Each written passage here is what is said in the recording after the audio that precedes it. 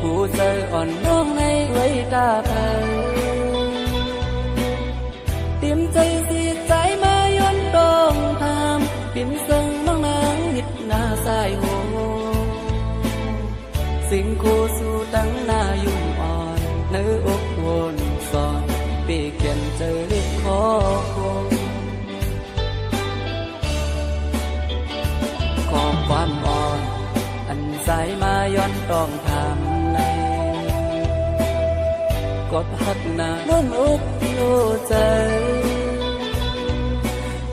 มือเลยดีดีเลยยินความขอหวานขันลารว่าพี่เอ้ยเฮาหักสู่ในความหักน้องอ่อนเนื้ออกวนสอนไว้ตาเป็นลุกใจเฮ้ยตัวจำคอเจอสู่สันติวนอยู่ไกลผู้เจออ่อนใจสำนึกไม่เหมือนไปหรือสีสู่น้องเอ้ยมีเธอก็เจอใจ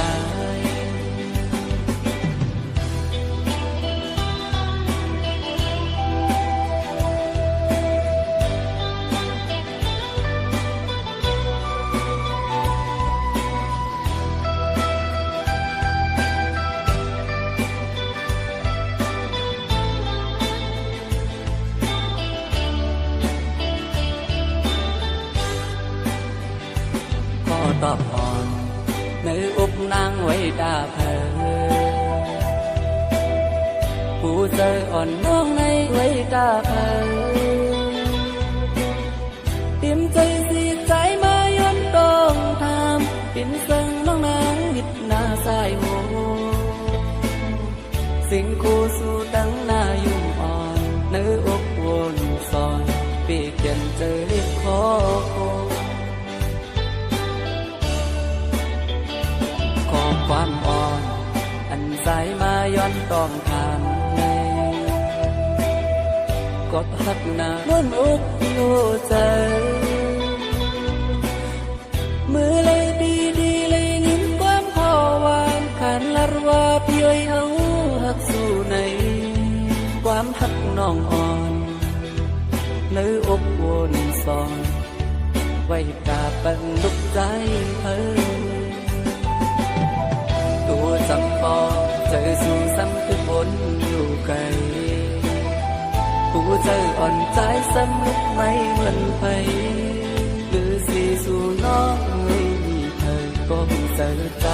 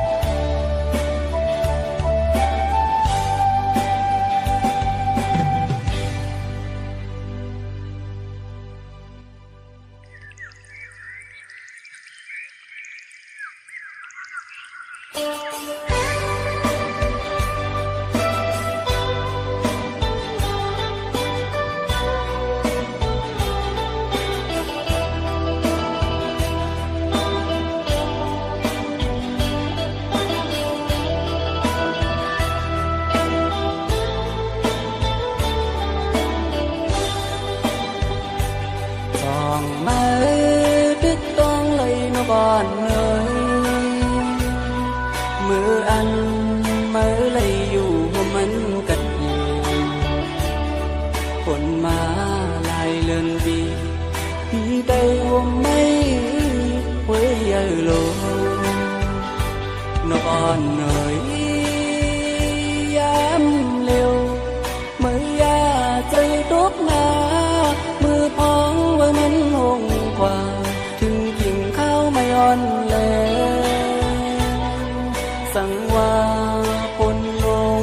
ลงมาฝุ่นมันตีขึ้นออกมาแทงอยู่เมื่อยาปีลืมเมื่อยาปีเมื่อเศร้าลุยแทงต้นเมื่อนาอันทางคือเลยเฮาที่เลยพากันถึง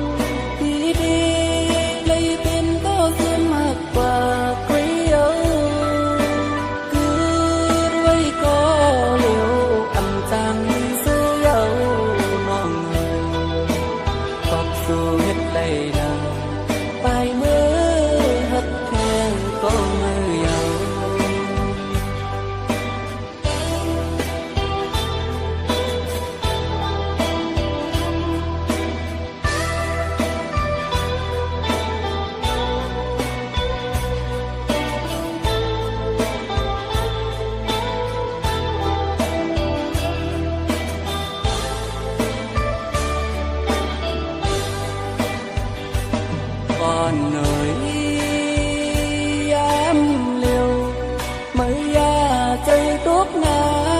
มือพองว่ามันหงกว่าถึงกิ่งข้าวไม่อ่อนแลสั่งว่าฝนลงมาคุณมันปีขึ้นออกมาแทงอยู่เมื่อยาปีลืมเมื่อยาปีเมื่อเฝ้าลุยแทงต้นเมื่อนาอันทาสู่แล้วที่เลยพาดกันถึงไหนเฮาสองก็พักกันอยู่ก่อนมีบทการอ่อนสู่แล้วเสริมขึ้นยานพาดกันที่ไรวนซีอยู่เหงา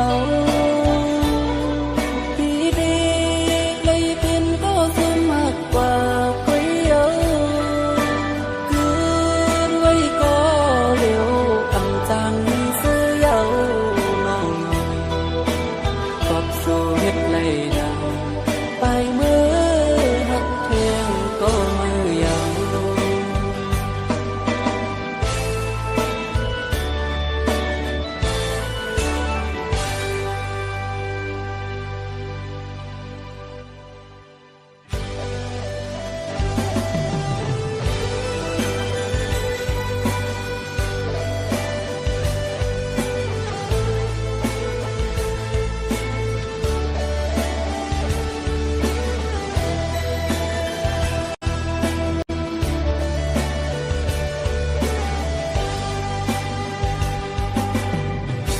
เป็นกอบน้ำอยากสู่แล้วมันไหล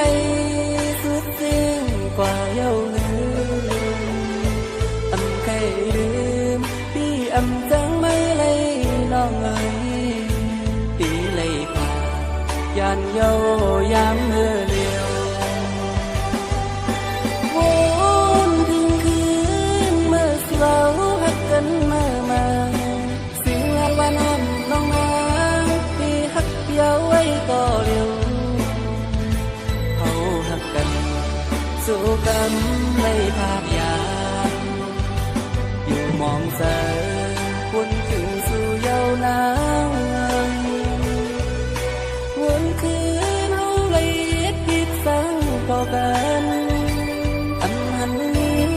ลองตั้งผิดอันเยอะโลถึงปีปอเลยเจ็บทักเนื้อใจสู้ปานก็ถึงตายพี่ดีต้องเอาไว้เป็นตอนสอง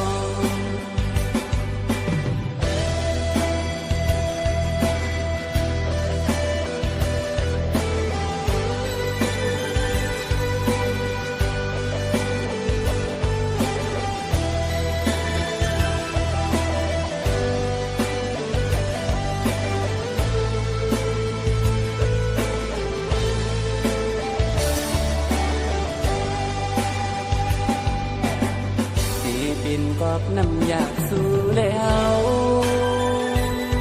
มันไหลสุดสิ้นกว่าเย้าลืมอำใครลืมพี่อำจังไม่ไหลน้องเอ๋ยปีไหลผ่ายานเย้ายามเมื่อเดียววนถึงคืนเมื่อเสาหักกันมาเสียงว่าน้ำน้องนาที่หักเยาไว้ก็เร็วเขาหักกันสู้กันไม่พาดยานอยู่มองเสยวนถึงสู่เยาวนางวนคืนเอาเลยผิดสังต่อกันอันหันนี้ลองตั้งผิดอันเยอะโลถึงปีปอเลยเจ็บทักเนื้อใจสู้ปานก็ถึงตายพี่ดีต้องเอาไว้เป็นตอนสอง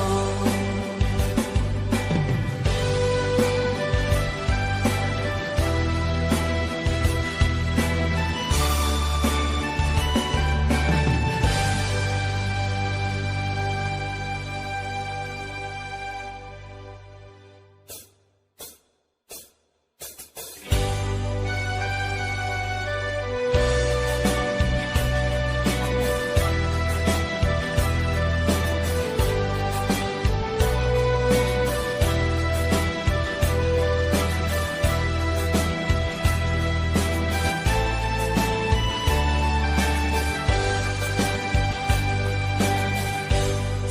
หักยาวที่ออกยา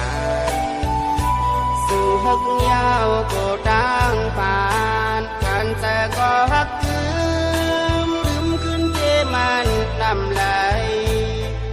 พ่อไงอยู่ที่ไหนสาดีโกหน้าตั้งรักสู่น้องในเหมือนเม็ดฝนอ่อนตกมาเป็นกำอันไหนก็จะใส่ตั้งคนเดินใหม่อ๋อเด็ดเด็ดหน้าสาวน้องเลยว่าเปิดสายพี่ยังมีเงินก็เปิดสายพี่พานาสานาหือน้องจึงสั่งนางหักยาวขึ้นสั่งกว่าเป็นสั่งแน่นายเฮ็ดได้เจอนางนายต้นตายใส่ก็อือเสือเกิดเป็นคนมาสาเนตแต่น้องเอ๋ยมีบทสั่งปีติสายเตียนเทินบุญตาสู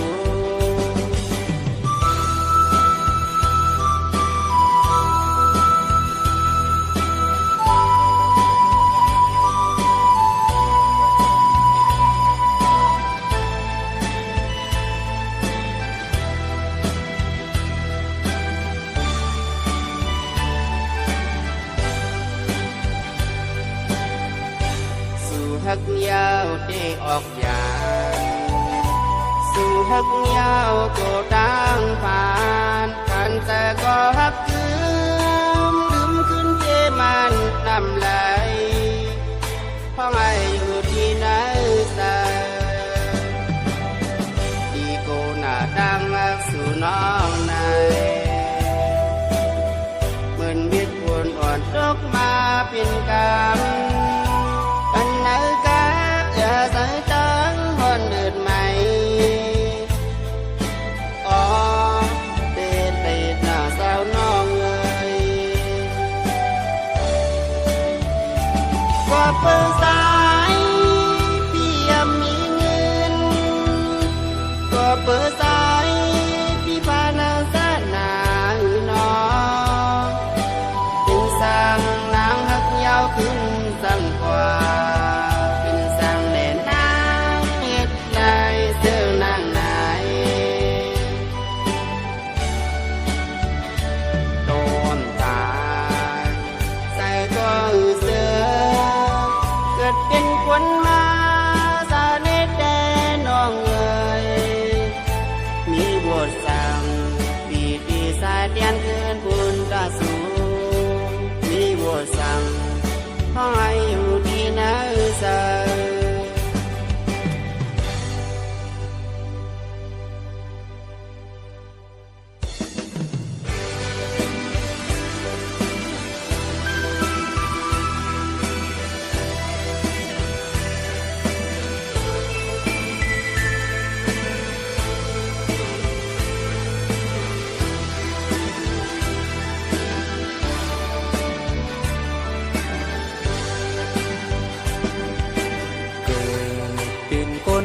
จัดในแดงใครก็นออยู่เลยจอมไปวันตายใส่ใจเฮาตรงคอนหนึ่งเหมือนน้ำตึกไหลยำแหงอันรอดตายเพราะว่าคนจัดในแดงนอนในเมืองก่อนลูกกำพร้าคนนี้เจอนั่งเรียนเป็นลองตางลีเลยอยู่เลยจอเนื้อมัน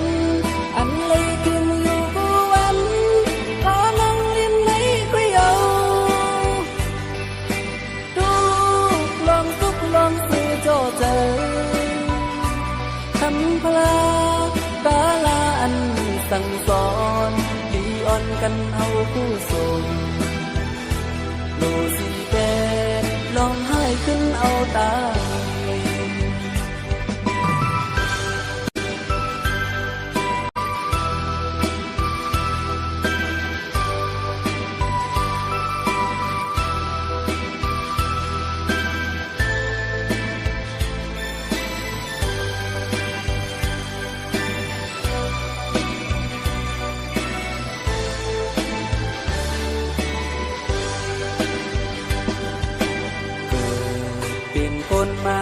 ใน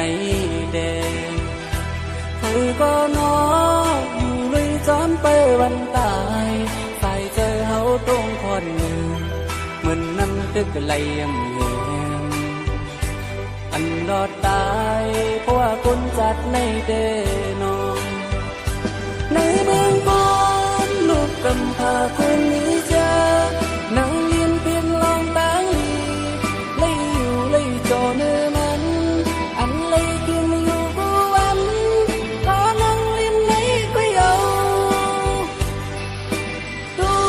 กลองทุกลองซื้อโจเจอทำพลาตาลาอันสั่งสอนดีอ่อนกันเอาผู้ส่งโลสีแดงลองให้ขึ้นเอาตา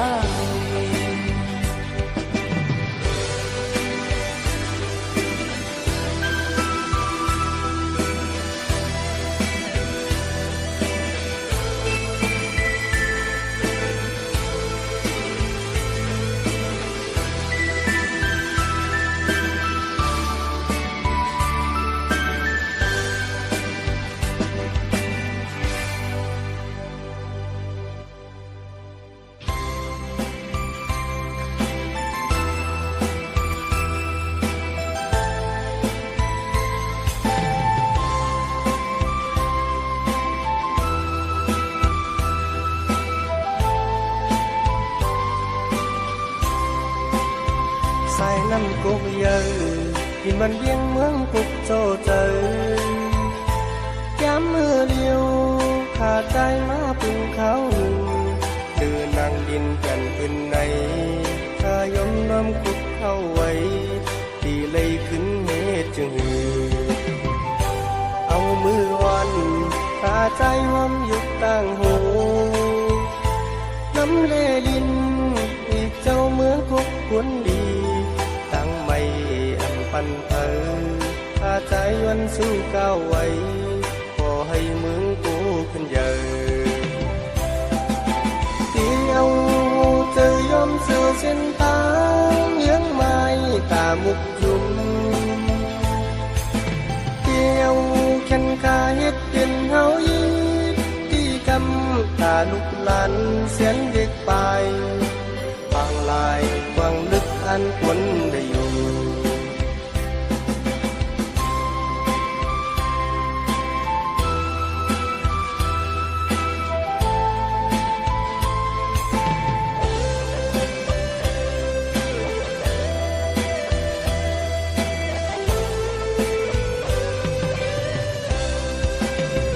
สายน้ำกุกเยอะ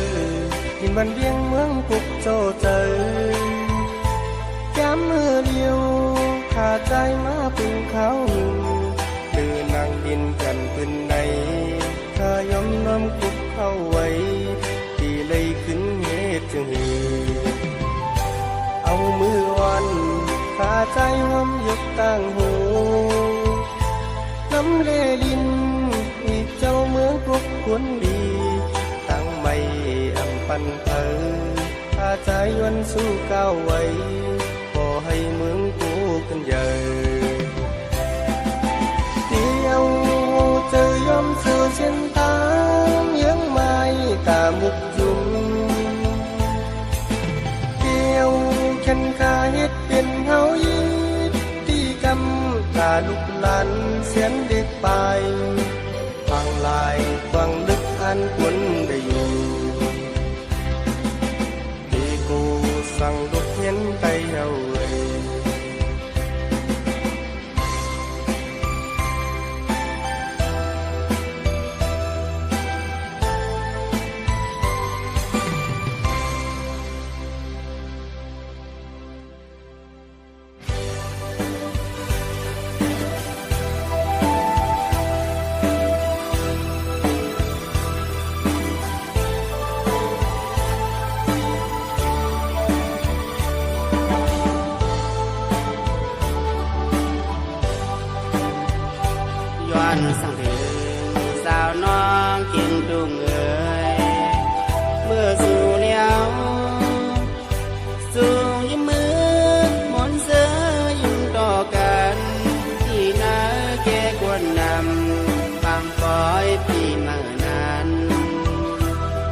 สาวนางหุ่มฟ้าแก้มหลอกอ่อนยืมต่อบนตีโซปานอนนางเออันหักใจอยู่ไหนที่ตัวยืมอยู่ก่อโอ้ยเลยดังกับโอบที่โอสาโซไปยันสาวน้องเมื่ออยู่ไกลสาวนางน้องยนเสตอมแลที่ไล่ป่าสาวน้องเมื่อสาวอยู่ไกลเจอสายคิดมีอยู่สมิงสู้ก็หักอ่อนสาวน้องเก่งตุ้มเอ่ยเพียงเธอที่นอนวันสู้ไว้เก่าถึงหวังมูทัดซ้อมคำซ้อมซอยสิเลตาเราขึ้นไว้กันอยู่เสละมองทุกน้องอยู่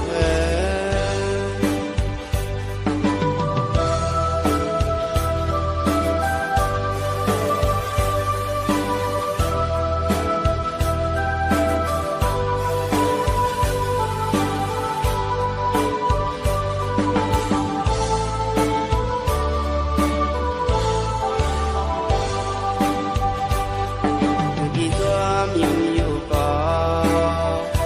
โอ้ยเลยดังกับอกที่โอสาโจไปยันสาวน้องเมื่ออยู่ไกลสาวนางน้องยนเสตอมแลที่ไล่ป่าสาวน้องเมื่อสาวอยู่ไกลเจอสายลึกมีอยู่สมิมสู้ก็หักอ่อนสาวน้องเก่งตุ้มเอ่ยเพียงเธอที่นอนย้อนสู้ไว้เก่าถึงหวังมูทัดซ้อมคำซ้อมซอยสิเลตาเขาขึ้นไว้กันอยู่เสละมองทุกน้องอยู่